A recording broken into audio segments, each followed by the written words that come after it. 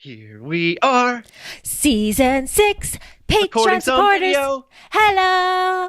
Thanks, everybody. Look at us. Yeah. You're seeing us before everybody else. Ooh, And hearing this, man.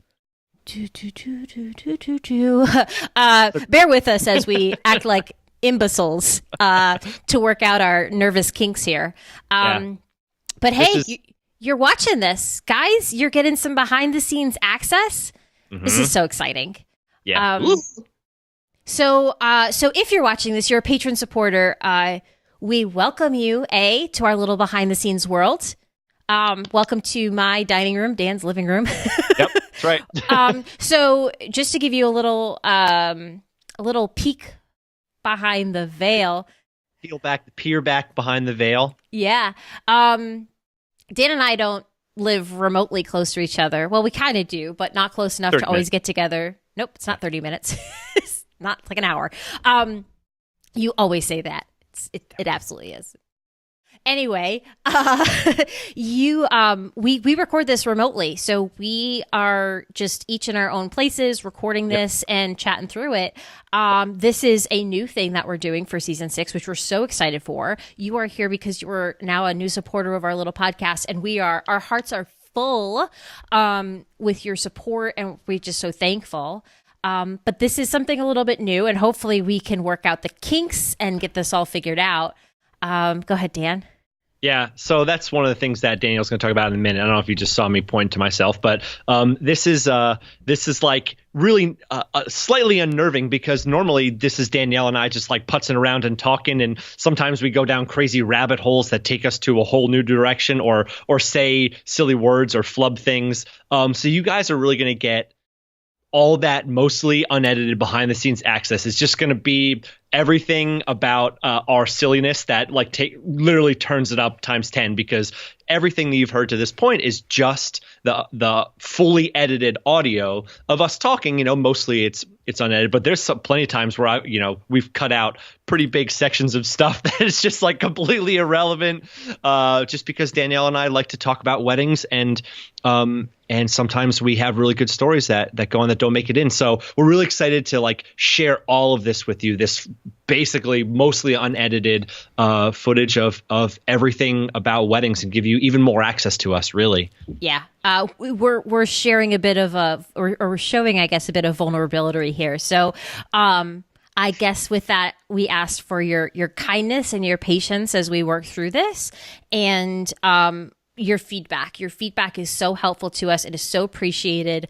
You will see, as Dan mentioned, that as we record, we are going to do some really crazy jazz hand movements. I guess you could say ignore that, but it's all part of how we do this. This is an audio, obviously, only podcast that we put out. So we have come up with these cues over the past 5 seasons to help us have a better conversation and help us put forward better content for you guys. And we do that by saying like, hey, I have something I want to say, so the other person can wrap up and all these little things. But that's just, we're not completely Italian. I'm a little bit Italian. But that's kind of how it goes. What else did I want to say? Hold on, I have notes written down because I'm Danielle. But also, we are doing a little bit of a newer format for season 6. So we are going to be jumping right into the meat and potatoes of the episode when we officially start recording this as the podcast. We are going to talk through what we're talking about today, which you guys are going to love, I think. And then we're going to record at the end a little teaser that's going to eventually get put at the beginning of the podcast when it's officially released. So I think that's it. Anything else you want to add, Dan, before we record a podcast? No, I think we're good. I'm still so excited about this. Okay. Yeah. Calm down, Danielle. Calm down. Hold on, need a drink. So, you ready to hop in? Ready to hop in? Can I count us in? You can count us in, Dan. 5, 4, Wait, 3. time out. Wouldn't it be fun if you started at like 10, 9, 19, 18. Dan, that's far too many counts. Okay. All right, go ahead. 5, 4, 3. Happy New Year! That's not right. Sorry. wedding trends for 2019 and 2020. Wow. Yeah.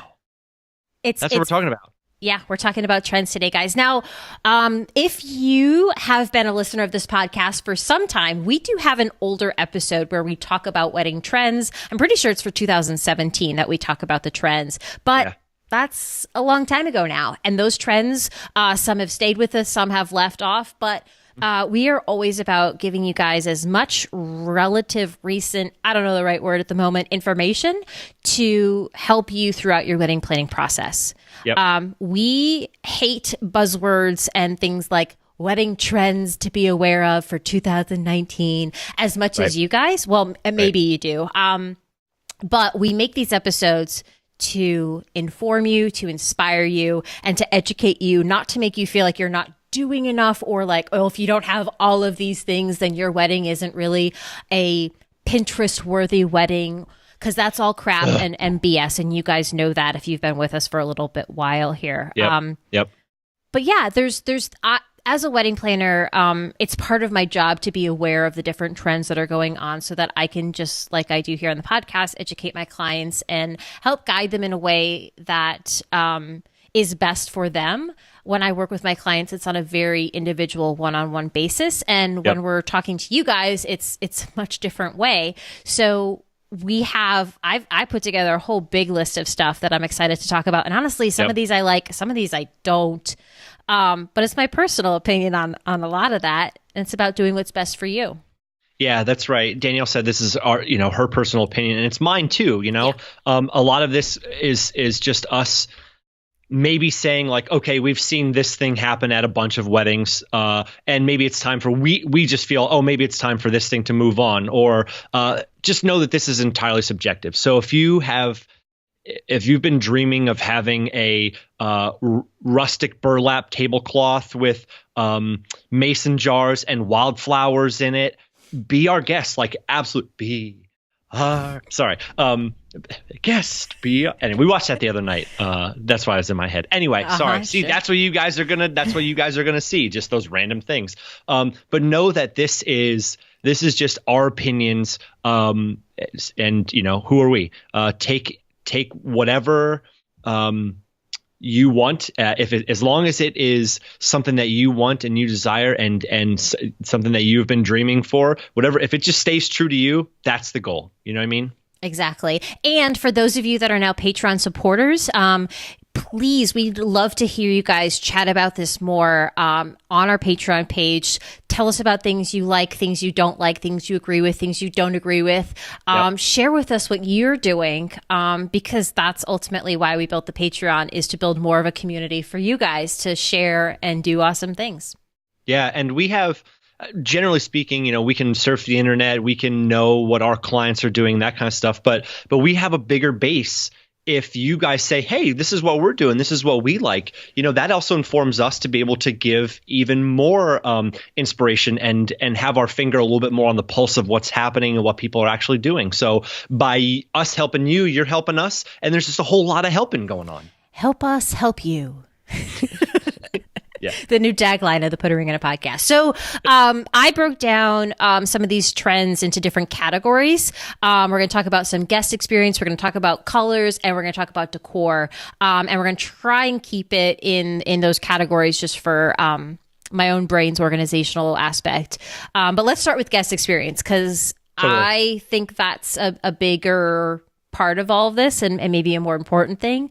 And something that we've been talking about. We've been talking about guest experience for forever. I mean, still one of the top episodes is episode 3. Episode 3? Episode 2. What is it? When is it? Episode 2. Episode 2. Your party for everybody else. Yeah. Mm-hmm. Still, it's crazy. So let's dive into a little bit guest experience, right? Like, what does that mean? I think I'm seeing a lot of couples who are almost, like, I'd call it almost wedding skeptical, where they say like, we don't want to necessarily be in the spotlight. We see that this is an opportunity for us to have this big, awesome, exciting experience for our guests who are coming in, enjoying themselves. They're having a night off. They're having a day away from kids or whatever it is, to let loose. And so they're designing their experience around that, around guests and their experience first, rather than saying like, oh, this is just our day, we're going to do exactly what we want. Right, exactly. And that's what we're seeing as a big trend, is that people and in couples in particular are shifting away from the idea that this day is all about me, me, me, and realizing that the guest experience is a little bit more of a top priority than I think it has been in probably the past 10, 15 years or so. It's less about the couple. It's more about the guests. Like Dan said, episode 2, it's your party for everyone else is a big concept. And we actually did another episode. Follow up. A part 2, which was episode 49, where we really unpacked this idea a bit more. We also did an episode. Sorry, Dan, I forget you're on this podcast too, apparently. Whoops. We also did an episode 38 where we talked about the 4 fundamentals to hosting a great event. So all of these things that really go back to this idea of it being about your guests and it being about your their experience with all of it. Yeah, and if you really want to hear Danielle and her element, listen to episode 38, the 4 fundamentals of hosting a great event. That's fun. That's like one of those things where you like, it's tangibles, right? It is just full blown. These are the things that I can focus on, right? And as somebody who I just like people to give me an opportunity to like do something, like get my hands on something, rather than always inspiration. Like, here's some things you need to work on. Do these, Dan. It's like, okay, cool. So just it's a good framework for sure. Yeah, just to break them down. What were they? So 4 fundamentals to hosting a great event. So these are the things you want to give your guests. You want to give them food, give them drink, give them entertainment, and make them comfortable. Yep. That's awesome. You do those 4 things and you win. That's how I look at it. So I win. And you do them on as many different levels, and you could do it on as high or low of a budget as you need to. But if you hit those 4 things, even slightly, then you win. It's like a pinball machine. Ding, ding, ding, ding, ding, ding, ding, ding. So moving on, because we have a lot of things that we want to talk about. So it sort of ties into this idea that the guest experience is a top priority. But another trend that we're going to be seeing really come to the forefront is this word of intentionalism. Now, intentionalism, absolutely a buzzword right now, but the idea being that the decisions you're making as a couple are very intentional. They're not just coming out of a wedding magazine or a wedding planning book that you go, oh, okay. And then we have to cut a cake, and then we need to toss a bouquet and throw a garter and do all these things. It's much more about making decisions that feel really good to you as a couple. Obviously, if you've listened to this podcast for any bit of time, that's something Dan and I are super passionate about. Yep. We've been ahead of the game on intentionalism, apparently. Look at us ahead on trends. You might even say that we were inventing intentionalism intentionally. Let's absolutely barf not say that. Barf. Oh my goodness. But yeah, it's one of those things. Micro weddings. So we're going to be doing an episode specifically on this. So I don't want to get into it too much, but it is something that I am very excited about. If you're unfamiliar, a micro wedding is kind of a hybrid between eloping and a full traditional wedding, where you have usually less than 40 or so people, usually closer to about like 20 at your wedding, where you are just hyper focusing on those 20 people. It's truly the most important people in your life. You can go big or go small, doesn't matter, but it is a really lovely thing. And I think that micro weddings just fall under intentionalism really well, because it's stepping away from this idea that you have to invite 150, 250 people to your wedding and celebrate and do all these things and have a DJ and have a band and do all that. Dan, you're making a lot of faces over there. I was way off. I thought it was just like a wedding where everything was like really tiny. Like you had like tiny silverware and like tiny chairs and like, all these like itty bitty like tiny cups. I was way off. My brain was in a way different area. Yeah, Dan, that's the trend is really teeny tiny forks and knives. Like Barbie-sized furniture and all of that. It's a little uncomfortable for the guests, but it's very trendy.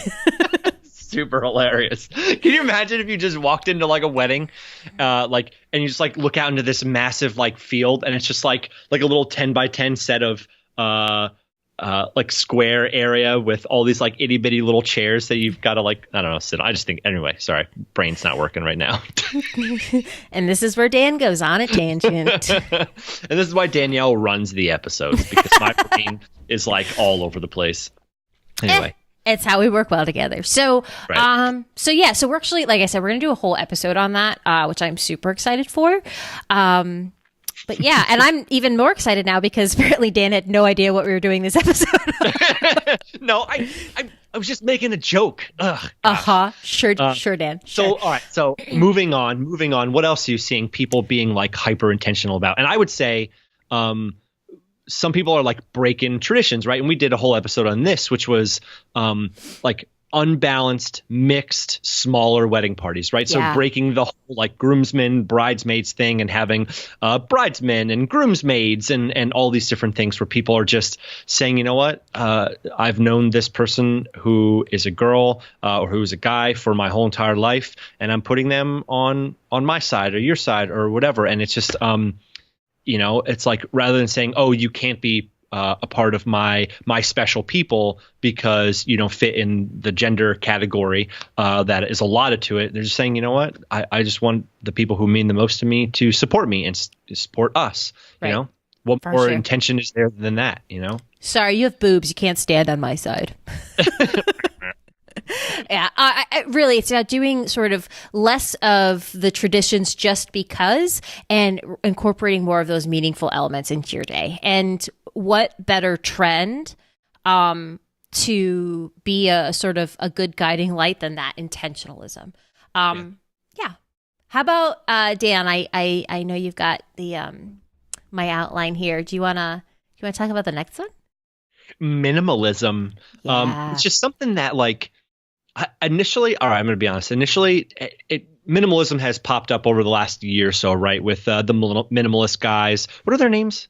Joshua Fields Millburn and Ryan Nicodemus. I knew that you would know their names. You know, they popped up, and I generally just thought like, wow, that's kind of an interesting concept. But the more that I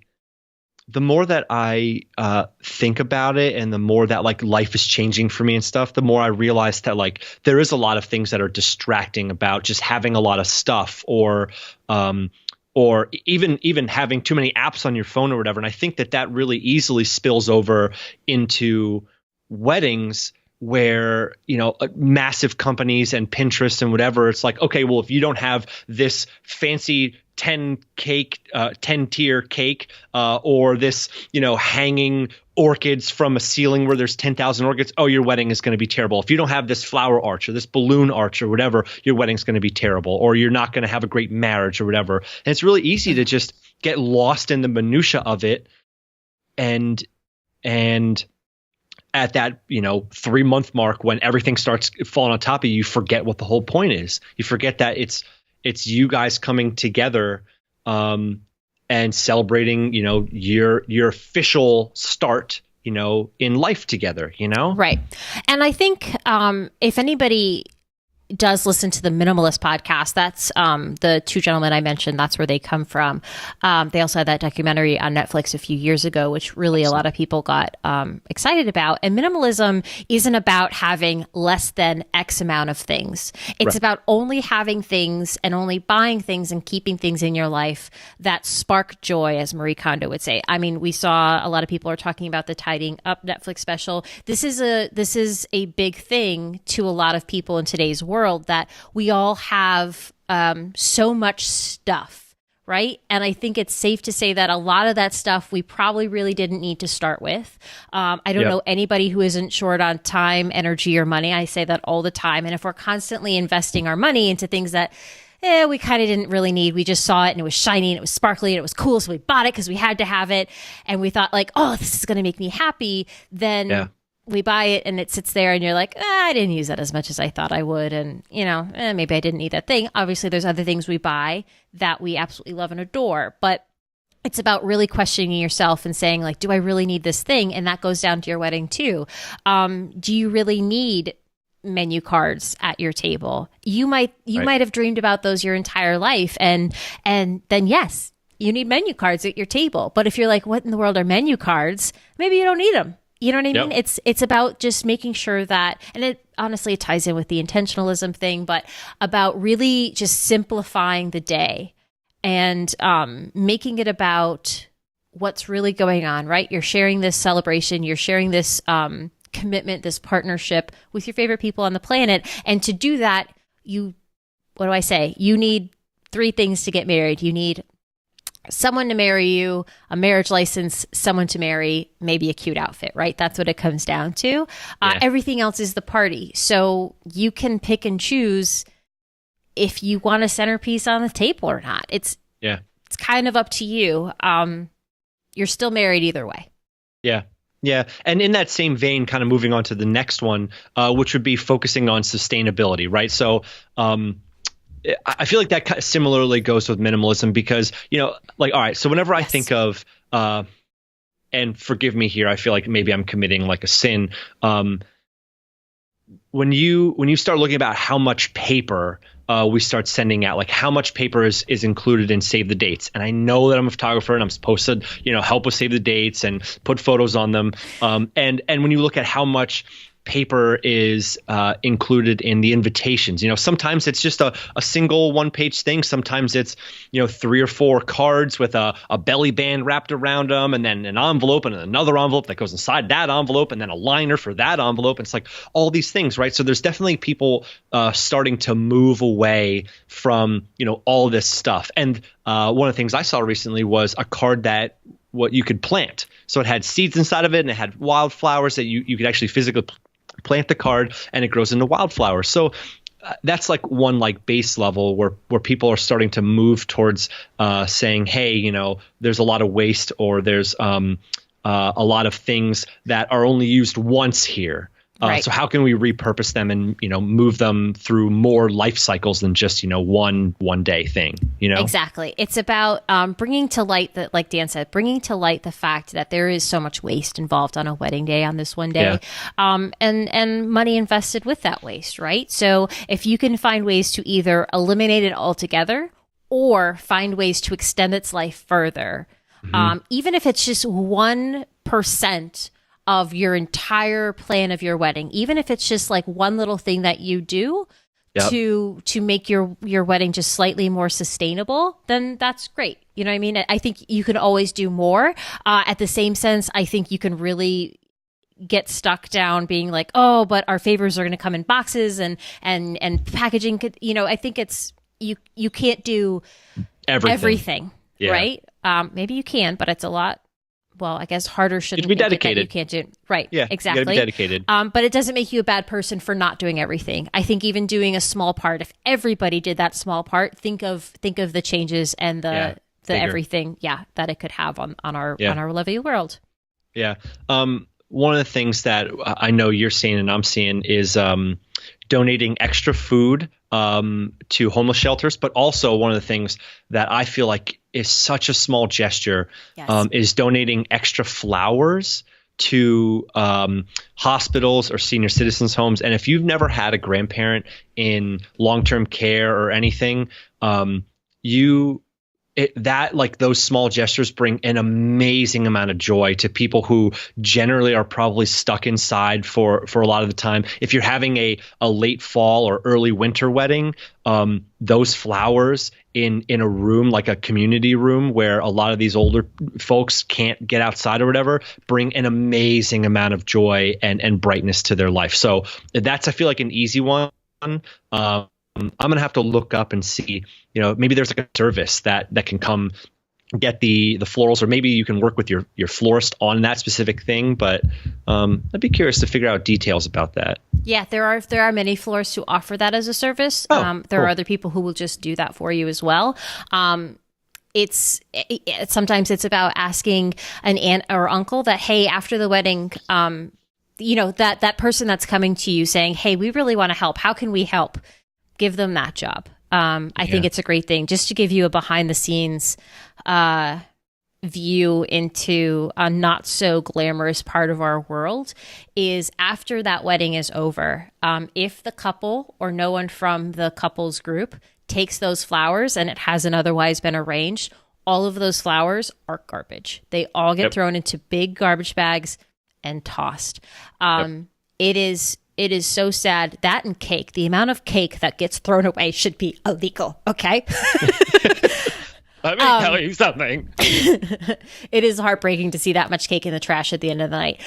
But it's little things that I think we can all do to really make an impact into, whether it's to extend the life of something or to provide joy to somebody else outside of that, your little world of weddings. I think it's a really big deal. And if you can't do it, don't feel bad. That's not the point. But if you can, or if you can even look into it, I think you might be surprised with the options that are out there for sure. Totally. Okay. So speaking of cake, another trend that we're seeing coming up for this year are more thoughtful and creative food and drink options. So what that means, I know, right?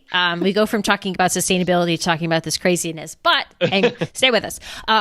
So one of the things that we're seeing is interactive stations. This is really popular at cocktail hour, where instead of it just being a table with, some cheeses, crackers, and meats or vegetables that you can go pick at, it is actually very interactive stations. There is a guy or a lady standing back there making pasta where you get to choose your pasta and choose your sauce, and they give you this little dish of pasta during cocktail hour. Or maybe it's like a mashed potato station where you get to pick whether you want a regular potato or a sweet potato and all these toppings. It's a very immersive. It's very interactive. We're seeing grazing tables where I love this idea. Yeah, So think cool. of like a charcuterie board or a cheese board, like on Charcuterie steroids. board. A charcuterie board on steroids, where it is just food on top of food. Though that goes back to the sustainability thing. Maybe that's not great, but it is where people are just walking up and just like grazing. They're just picking off of the tables and just eating what they like, and doing all of that. What's another one? I'm actually excited. We have a few of these this year. We have these tiny trailers where instead of, especially if your venue has is a lot of, instead of if your venue has a lot of things that you have to bring in yourself, including a bar, there's these little trailers that you can hire. They basically bring everything. They're a full bar. Some provide alcohol, some you still have to provide the alcohol, but they bring the bartenders, the glassware, the mixers, the fruits, the flair, the signs, the everything you need. And it's a little trailer that comes and, it's parked on the property, and guests walk up to that. And that's sort of the bar for the night. That's awesome. It is. It's really cool. It's really pretty. And it takes it a step up than an 8-foot table with a linen on it with a bartender behind it. Not that there's anything wrong with that, but honestly, when it comes to the cost of it all, once you factor in your bartenders, your glassware, all of those things, it's not ending up being that much cheaper, or even any more expensive than if you pull everything together piecemeal. And you have a little bit cooler of an experience for your guests. So that's pretty exciting. Interesting. Speaking of cool experience for your guests, this one might blow some people away. How about a surprise wedding? Yep. Yeah. So if you are present at all on social media, I feel like you've probably seen one or two of these pop up in your feed. Surprise weddings where guests show up thinking it's your engagement party, a birthday party, whatever it is, but instead you have a full-blown wedding that they're like, what is happening? Wasn't there like a television show a couple years ago where the guy proposed? It was like a flash mob where this guy proposed at the end of it, and then they literally like flipped everything around. All of her family and his family all came out, and they got married right there. Do you remember that? I don't remember the flash mob part of it. I do remember there was a guy who proposed and she said yes. And immediately it turned right into a wedding where she showed up and it was all planned. He had done it all for her. And I think the premise was that he knew that she would stress the F out trying to do it herself. And he just wanted to take care of that for her and make this beautiful day. Pros and cons to that. Fellas, proceed with caution. Yeah. I think... in my personal opinion, if you're going to do a surprise, I think you should both be on the same page and surprise 100%. your guests. I would also argue that I think it's important to loop in those people in your life that would want to be involved. If you have a mama who loves you to bits and has always dreamed about planning your wedding with you, I think it's not necessarily fair to completely take away that element from her, that experience from her. I think you might be left with some left out feelings, some hurt feelings, and I don't know. That's my personal opinion. This is where you, as a couple, know you and your family best to make the best decision for you. But yeah. Whose phone is that? Thanks. And behind the scenes blooper that you're all getting to see. Yeah. So this is what gets edited out. Some people might see me constantly like looking over, and I'm sorry, but I have one of my cats is sitting right next to me, and he's just like being super snuggly. So he keeps like rubbing his head on my hands and stuff. So I'm just petting him. Snuggle bug. Anyway. Okay. Continue. Colors. Totally changing topics now, yeah? Yeah, let's change. Yeah. I don't want to get into this too much because I think we all have our favorite colors, right? Yep. But I do think it's worth talking about. It falls under trends, and here we go. Yep. Go. So with colors, there's two different trends that we're seeing. First is this like dark, edgy, moody vibe with like dark plums and emeralds and navy, which navy is always in style in my opinion. Love it. Like a lot more black. It is not, it is no longer taboo to do like a black linen with a black napkin and like a really just moody, edgy space. I love black, guys. So think about Lauren and Sean's wedding from last February, 2018. Oh, it's beautiful. Yeah, with the face you just made did not match. Yeah, it was supposed to be like a drooling sound. Anyway, sorry. So that's a great example. Lauren and Sean, a wonderful couple. They got married on a rooftop in a beautiful hotel in New York City, and it wasn't a super bright space. And Lauren and I talked about it left, right, and sideways. She really wanted to do black linens, and a lot of her family was saying, "Oh my God, don't do it! It's going to be so dark. It's going to be depressing." And it was incredible, gorgeous. The whole thing was lit up with candles, so it wasn't dark and depressing by any stretch. It was romantic and magical and amazing and perfect and wonderful, and I loved it. And y'all don't know what you're talking about. But she took a risk, you know what I mean? And because at the time, I don't think we were seeing it anywhere near as much. I'm a big fan of black linen, so I really pushed for it. And it was fun. So yeah, that's one side of it. On the other side of it, neutrals. Yeah, so neutrals will always be classic, right? Just beautiful neutrals where there's not too much color coming through, but what we're seeing is neutrals with a pop of color. So you don't have to like have the entire rainbow in your wedding, but you can have this like beautiful neutral palette with like a pop of red, a pop of blue, a pop of whatever color makes sense to you, whatever color you like, whatever it is. Definitely less of the like all neutral with like the super light blush tones and things like that. Right. Not that there's anything wrong with blush. I love blush, but instead of blush, it'd be more of like a bright coral color, not that kind of blush, Dan. Dan's putting on makeup over there. But yeah, this like bright corals and things like that. So that's very exciting. Yeah, totally awesome. I have yet to see many metallics, but I know that they're in. I definitely have been seeing a lot of the like dark and edgy in a lot of my past weddings this past year, and I mean we'll see what happens this year. But tell me more about these metallics, because I know that you were saying like gold is still in. I've seen gold a couple times, like these gold shimmery dresses for the bridesmaids dresses, but. Kind of. Yeah, do tell. So when we talk about metallics, there's usually elements of weddings that by nature are metals, right? There's silverware, there's chargers, there's vessels that flowers are going into, there's jewelry, there's accessories, there's things like that.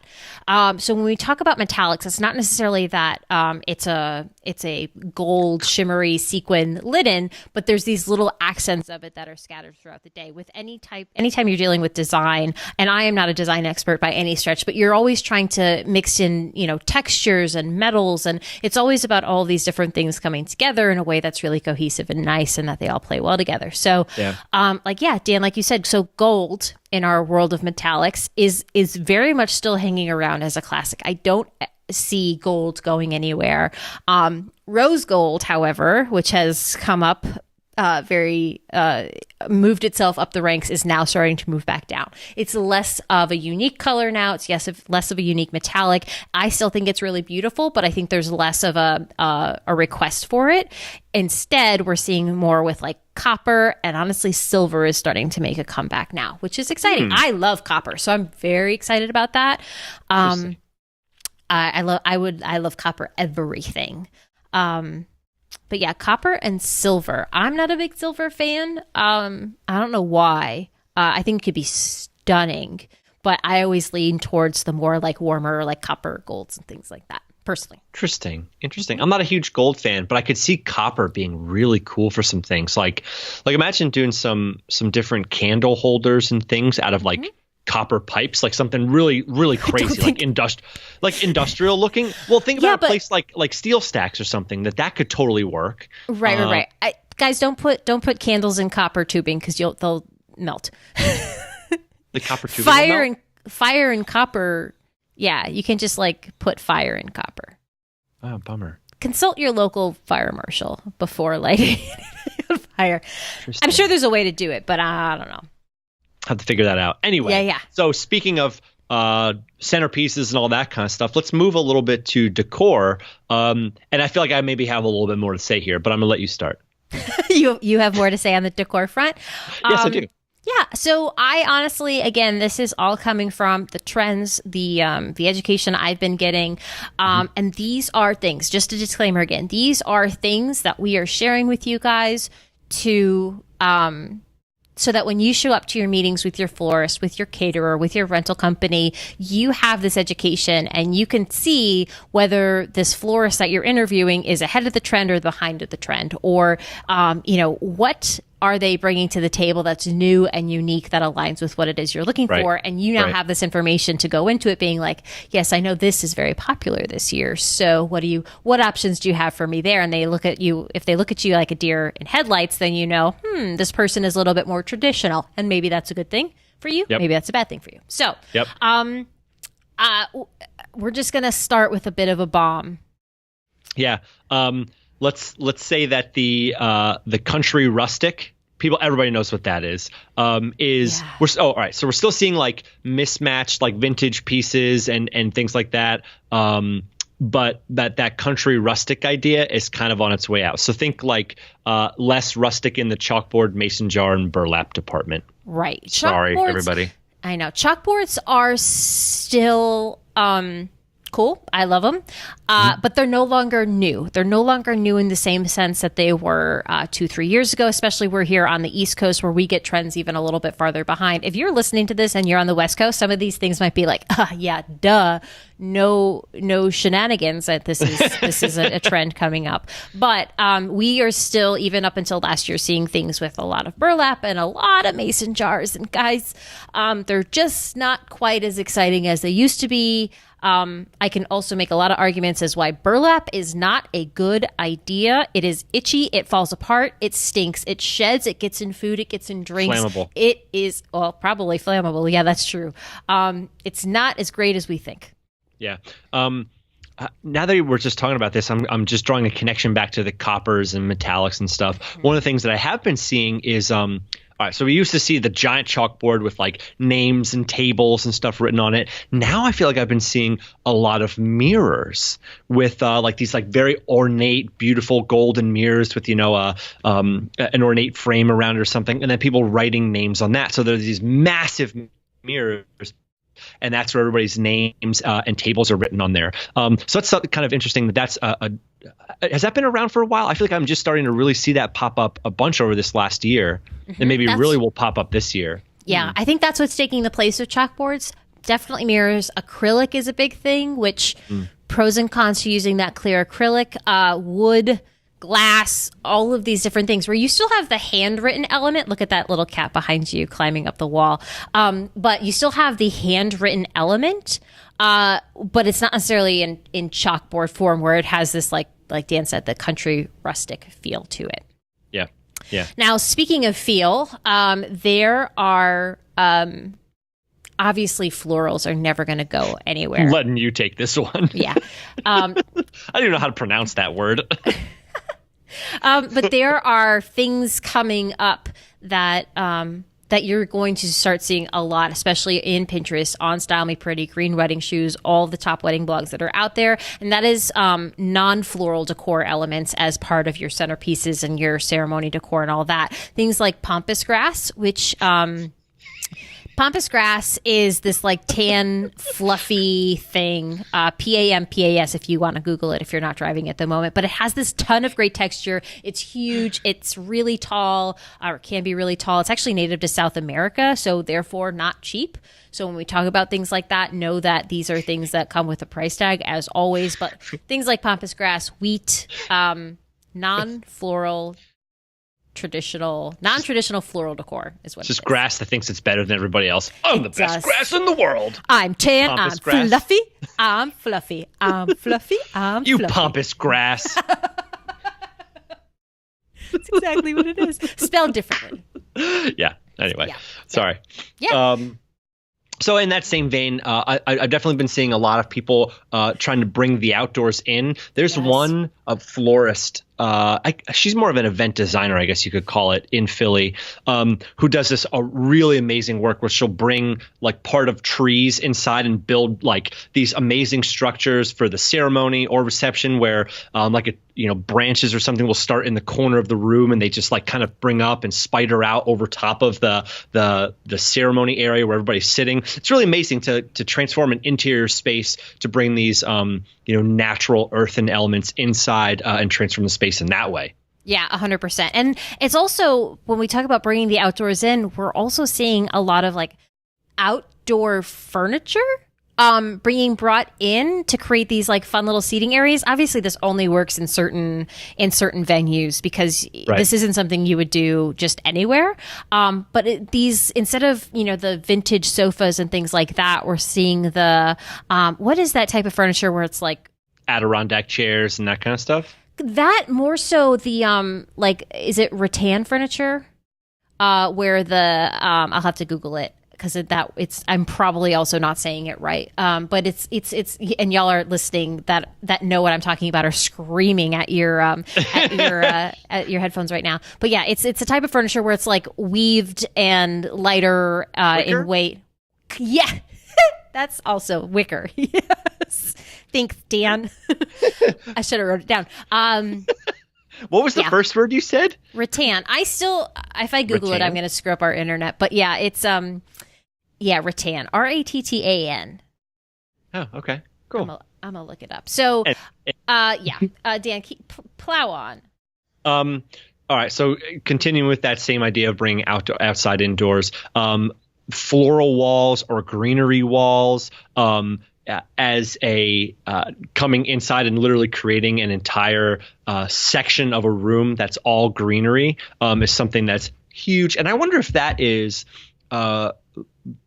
part and parcel of what happened at the second royal wedding between Harry and Meghan with that big floral arch. Were you seeing it before that, or do you think that spilled over a little bit and created this new thing? What do you think? Sorry, what new thing are you talking about? The floral walls. The floral. Oh, yeah. So, hold on, because I can't get off of this now. I Googled it. That's rattan furniture, and that's what we're seeing. Rattan, if you guys Google it too. I was right. Also wicker, but that specifically is what I was thinking. So, gotcha. Whatever you said, yes, I agree. Thank you. You're welcome. Thank you. Wait, so sorry, you were saying about the royal wedding. The royal wedding absolutely influences stuff like this. I think it comes down to, again, budget. The royal wedding comes with, as we've talked about in the royal wedding episode, a hefty budget that many of us do not have the opportunity to be working with. But yeah. Yeah. What is the other thing I've seen that as? I've seen people creating the floral walls and the greenery walls as backdrops for photo booths and like these DIY Polaroid booths and things like that. But also as a backdrop. Oh, that's the other place I saw it. Where was that? It was the space behind the sweetheart table for the couple wasn't exactly the prettiest. So they built like a little floral wall directly behind them to kind of mask some of the exit signs and doors and whatever that were back there. It didn't fully mask the exit signs because I'm pretty sure that would be illegal. And if there's any fire marshals listening, please don't hurt us. Fun fact, I was just at an educational conference and we actually did have a fire marshal come in. I learned a crap ton just about really things that you can and can't do when it comes to designing spaces and doing all of that. Sorry, that just made me think of that when you said blocking the exit signs. It was immediately like alert, alert, alert, alert. See how I set you up for that one there? Thanks, Dan. I didn't even realize that. And now I realize why I was confused about what you're talking about when I get distracted in Googling the rattan. It's because you skipped something in my document, Dan. I didn't. Yes, you did. I skipped. You skipped. I want to talk about centerpieces. Okay. Did you talk about that? No, I was still on Exactly. centerpieces I was still on bringing the outdoors in. Oh. I didn't skip anything. I was still on bringing the outdoors in because of the floral archway that was over top of the ceremony space, and I wonder if that was bringing that was like spilling over into the floral walls and these like big. Yeah. I didn't skip anything. I know better by now. To item E, and we're only on item D. Okay, Nope. so okay, so sorry, I totally see where you're going with that. Gotcha. And sorry, that was rude of me to get distracted and not pay attention to a word of what you were saying. But yeah, can we talk about centerpieces now? Yeah, totally. Okay, so centerpieces. In the past, there has been this this desire for these high, opulent, beautiful centerpieces, right? Things that just like stretch right up to your ceiling, especially if you've got high ceilings in your venues. And I still think that those aren't necessarily bad things, but lower centerpieces are coming back as being totally okay, really, really beautiful. I think it comes back into the intentionalism and minimalism that we were talking about at the beginning, that you don't need a 6-foot high centerpiece to impress your guest. You just need to give them a beautiful environment at whatever budget that you have to work with, and that's okay. But like if you have this beautiful long flowing garland going down your table, that's awesome. And it's easier for guests to talk to each other without this huge thing in the middle of the table. Yeah, that definitely is, I think, a byproduct of the intentionalism and minimalism movement, because I'll tell you what, so one of the things I really like to do at weddings is walk around and just like, I don't do table pictures. Most people don't want them anymore anyway. What I do like to do is walk around and just get pictures of people who are, sitting at the table talking or whatever, maybe while the rest of the wedding is on the dance floor or something. Not everybody loves the dance floor. And those big centerpieces sometimes make it very difficult to shoot from across the table at people sitting there. They're, arm wrapped around each other, couples or something sitting at the table. And that they're beautiful, right? Like big centerpieces are beautiful, but they're just it's like putting a big wall up, so like people on this side of the table can't talk to the other people. And I love those like small little lanterns, or just like these little beautiful floral centerpiece arrangement that's just in the little bit of the table, keeps it nice and simple, and allows everybody to fully interact. Right? Goes back to that guest experience again. Yep. And, we've said it before, not that the day is about whether or not Dan can take photos easily or not, but if Dan's having a hard time taking photos, think about what the guest on the other side of the table is experiencing when it comes to just interacting with everybody. So, or being able to see the first dance, or father-daughter dances, or mother-son dance. All that stuff is just like, imagine if there's 10 tables in the way of you and the dance floor. There's no way they're going to be able to see now. Well, all the more reason to get your bum on the dance floor. Okay. So moving on to the next thing, which I thought you were talking about earlier, but you were not talking about. You were following the order. Thank you, Dan. Moving on. We are seeing more balloon walls and balloon arches. So do you know what I'm talking about, Dan? Yeah, balloons feel very, very clowny to me, though. And let me just say this. When I saw this on the outline, I looked it up, and it's pretty cool. I'm gonna say that I think they're kind of interesting. But all I could think of was like a weird clown being like, "Whoa, let me put your balloon arch together." Whoa, and like, but no, they're like kind of classy and interesting. It's not the balloon arch that we see at like the finish line of marathons, right? That's exactly what I was thinking. They're very organic and beautiful, and they look like they've just sort of expanded and grown into this space. There's a lot of times like greenery elements and floral elements tucked into it. And I think as much as I hate this, it's all about that Instagram moment, right? They make great backdrops. They make great photo ops for guests to go and have this experience with. So they work really well as like photo booth backdrops. And they're a big deal. Now, as someone who has done a balloon arch, I did it for a fundraising event. I actually did it about 4 years ago now, when they were very much just first starting out. I saw it somewhere and I was like, I'm going to do that. How am I going to do that? I learned the hard way that balloon arches are extremely temperamental.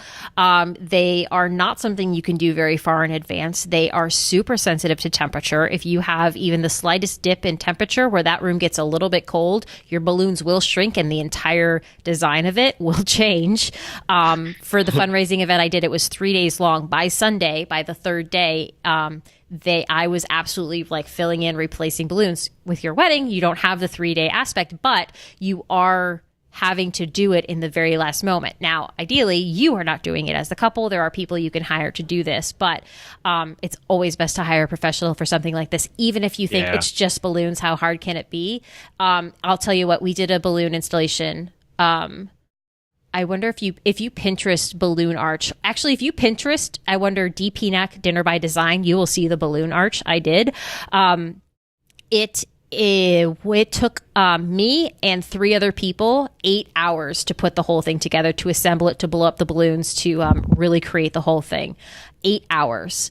And again, having the experience, you could probably do it quicker. But if you are new to it, it is a time suck. Yeah. Yikes. Yeah. This next one is coming out of left field, if you ask me. I hate this next one so much. I hate it. I don't even like the word. Yeah. You don't like it either? No. People are like, what is it? Just tell us. Guys, it's velvet. Ugh, velvet. Ugh. Velvet. Mainly for things like linens. I don't like the way it feels on me already. I can feel it. Me either. It gives me the heebie-jeebies, the goosies, if you will. I think it's coming back to the fact that we're seeing those like dark, moody, edgy, right? Like velvet's just meant for that. Like imagine like a dark emerald piece of velvet. It just has this like very rich feel. Personally, this is literally what I wrote in the document. Ick, gross, and barf. Is what I wrote. But that's how I feel about it.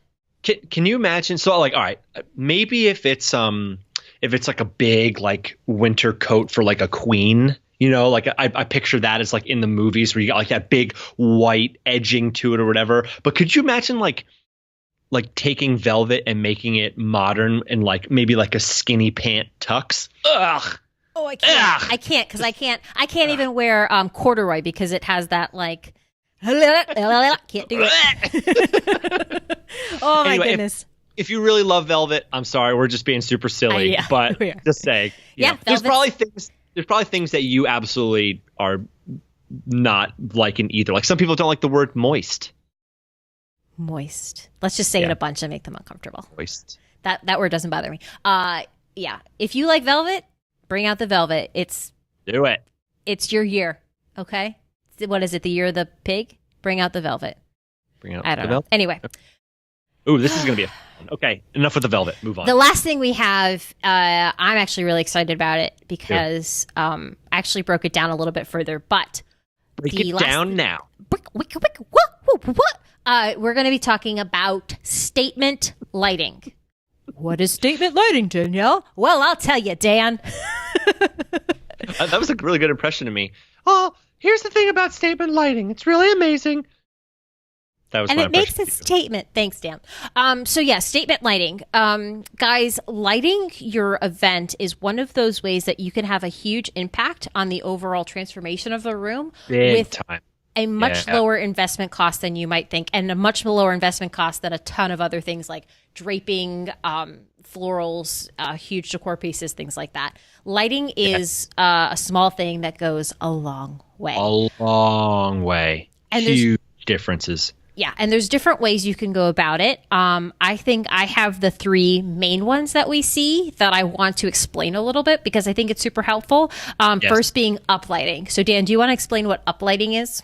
Yes. So, all right, think of just a big box room, right? You've just got a big box, and sometimes you've got maybe a chandelier or something in there, and you've got overhead lights. Well, these lights are lights that just go on the floor around the perimeter of the walls, and they literally just shine up on the walls. Now, you might say, like, okay, it doesn't sound that exciting, but let me tell you that this is the number one most dramatic change that I feel like you can have for your for like changing the feel of your wedding, right? Or the feel of your reception. It is a game changer. I feel like it's like base level. If you're just like, you know what, we want to change like the feel a little bit of our wedding. We want to just like do something a little different. Uplighting is ground zero. It is like the place you want to start. Okay. Mm-hmm. And you, to do it, there are different companies, lighting companies, that are going to do it really well. There's also a lot of DJs that offer it as a service. And I've seen good and bad when it's coming from the DJs. I think in order to really change the vibe of the room, you need to have, quote unquote, enough lights throughout the perimeter of the space. If your DJ is bringing 4 uplights into the room, it's really not going to do much of anything. So you really want to have it enough. And it doesn't even have to be that it's a color, right? Because immediately you go like, I don't want my reception to be blue or red or green or whatever. I don't want any of that. I want my decor to really shine. You can do uplighting in what's called either a warm white, a candlelight. Amber is really beautiful. Champagne. All of these colors, which depending on what lighting company you use, they're all very similar colors that we're saying, but they just give this glow and this vibe, this beautiful vibe to the space. I personally love it. One of the things that I love most about uplighting is that it can change your space just within the context of your reception throughout the couple of hours. So when Rachel and I got married, we had our uplighting change color. Now, not all places can do this. Most of them, I think, are starting to upgrade to like the full LEDs, but most companies that do this. But so we had like a champagne-y kind of color during dinner. And then as we started moving through the night, because let me put it this way, I didn't really want blue or purple party uplighting there when I was starting to dance with my mom, right? Like that was a different vibe that I want. And I'm a very visual person. So when the dancing started, I wanted it to look like how it felt. So that way, when, the dance floor first opened up, there was an actual change in the look of the space. We changed it to blue, and then he would change it sometimes to purple. And sometimes he could make the uplighting change and flash and move, which is kind of like a next level uplighting. But again, it's just like, going back to what you're saying, that sometimes you don't want your whole room to be blue for the whole night. They can sometimes change the color throughout the night, which really lends itself to being able to put, actual visual cues on like when things are ending. Do you know what I mean? Exactly. 100%. Moving on. So that's uplighting. Colors. Hold on, wait, really quick colors. Oh, yeah. There's like some do's and don'ts. You said some good ones, or warm colors and whatever. Some don'ts, in my opinion, are red and green are major ones that you don't really want to stand by. Red kind of makes it feel a little bit dungeony, if you ask me, especially if it's a darker, like a little bit dungeony, a little bit Halloween-y is the best term for it. Green just does the worst things with people's skin tones. I love the color green. Like I love nature and being outside and leaves and stuff. But if you bring that like neon green inside, it just does not look good. It just really washes everybody and makes them all look like the Hulk. So no good. And if you just to give like a little cheat sheet version, if you are stuck on what color to pick, look at what colors you have involved in your wedding, and then go opposite on the color wheel. So if you have a lot of blues and things like that in your wedding, opposite of blue on the color wheel, I believe, is orange. So you could do like this really soft amber, and suddenly you are complementing your space. Yeah, and bringing yellow's opposite purple. Dan, okay? Nope. Yes, it is. It's not. No, yes, it is. I will Google it again. Okay. Are we talking about complementary, secondary, or primary colors here? I'm talking about the colors that are on color wheel, Dan. That's what I'm talking about. And here I will show you, and for those watching along, you will see that purple is opposite yellow and blue is opposite orange. Got it? Good. Yellow. Anyway, moving on. So the next bit of lighting that is much newer to our market and way more This is an interesting attainable one. than you might think is called pin spotting. Yep. Pin spotting are small spotlights that are usually mounted either from poles or generally just above. A lot of times they can be attached directly to the ceiling that will shine down on anything that you want to have this little mini spotlight on. It is not like if you think of a person standing on a stage like a whoa spotlight. It is just this very gentle spotlight that you can put on anything that's non-moving in the room. So it's very often done on your wedding cake. It can easily be done on a sweetheart table to just kind of light you up without blinding you. Centerpieces that are on the tables. Like I said, they could be mounted on poles, which isn't as pretty. My favorite kinds clip right into the ceiling. And a lot of companies have the magnetic ones, which are brilliant. They're so cool. It's like track lighting, right? If you go to a museum, there are lights that shine to enhance the artwork that's on the walls or on the statues, whatever it is. Pin spotting is exactly that, and it's way more attainable than you might think. And if it's something where you feel like I don't have the budget to pin spot every little thing in the room, don't. You can easily do half of your tables, like every other table gets a pin spot, and it will take a $100 centerpiece and make it look like a $500 centerpiece. Yeah, it's amazing. Like that. And the thing to light it does not cost that much. Yeah, the places that do it best, I think, are the ones that it's a natural part of the venue. So a lot of the venues in Philly, Chess Cafe has a bunch of these. They're like movable. There's like these big metal strips on the wall, and they literally just take the pin spot, magnet, put it to the wall, and then they move the thing so that way it shines directly on the centerpiece. Sometimes I've seen people complain when it's like not an aftermarket, but it's a company who comes in and the poles aren't high enough. So they're at this like strange angle hitting the centerpiece, and it's just blasting people in the eyes as well. Right. So that's just something to consider maybe as you, if it's something you're interested in, whether it's part of the venue and the venue uses it as one of their services, or if you have to bring it in and the poles are not high enough or something like that. Right. Okay, so we talked about uplighting, where the light is shining up onto the wall. We talked about pin spotting, where you are spotlighting down onto a non-moving object. And then the last thing I want to talk about before we wrap up this episode is dance floor lighting. If you can do one thing that we talk about in this episode, if you are having a dance element to your event, dance floor lighting, I will go out on a limb and say is a must-have. Yeah, 100%. Okay, so dance floor lighting is the lighting that is focusing right on your dance floor. It moves sometimes and changes with the music, but it just sort of creates this, I don't want to say club-like vibe because it's not what it is, but it just creates this safe space for people to feel comfortable to go out and be part of. I've seen weddings with dance floor lighting, and I've seen weddings without dance floor lighting, and the energy is significantly lower when that lighting element isn't there and it's just a sort of dark dance floor. Yeah. Do you know what I mean? Or worse, a completely bright lit room dance floor because there's no lighting or dimming involved at all. Yeah.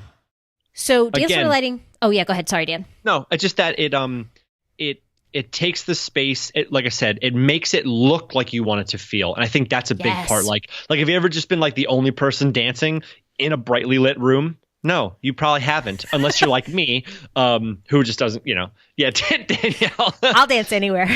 Yeah, sometimes it's like I don't really care like what I like being silly, right? And I like being the center of attention. But for a lot of people, it's like you want them to have the courage to get up and out there. And sometimes if it's expected that things are, there's party lights, whatever you want to call it, it just allows people to just go out there a little bit easier than if it's just a guy playing music and it's dark or bright. You know what I mean? Right. And it guides people, right? It guides them through the experience that you want them to have in the wedding. When they see that, immediately a trigger goes off in their brain that's like, ooh, that's where the party's happening, right? That's where you want to be. You want to be where that energy and that activity is. So I do know that a lot of DJs, bands will automatically provide this for you. If it's not specifically listed that they will or won't, ask them. It's a very easy question. They should know exactly what you're talking about. Yeah. Yes. And please, for the love of God, have them not put the laser lights on. Any other kind of lights are amazing. Flashy ones, colorful ones, but the ones that have like the little laser dots that go everywhere, unless you want to have laser dot points all over people's faces and bodies in your pictures, chickenpox. Yeah, no go on that one, in my opinion. No go. Yeah. Yeah. So like I said, I've seen weddings with and without. I tell you what, if you could do only one thing, dance floor lighting should be number one. Yeah, love Especially, like, obviously, if you're not having a DJ or a band, then don't have dance floor lighting. But yes, okay. Whoa! Did we just do a full episode on video? We did. I hope people like it. Me too. I hope people like us. I think at this point they either do or they don't. This is my pretty smile. Sorry.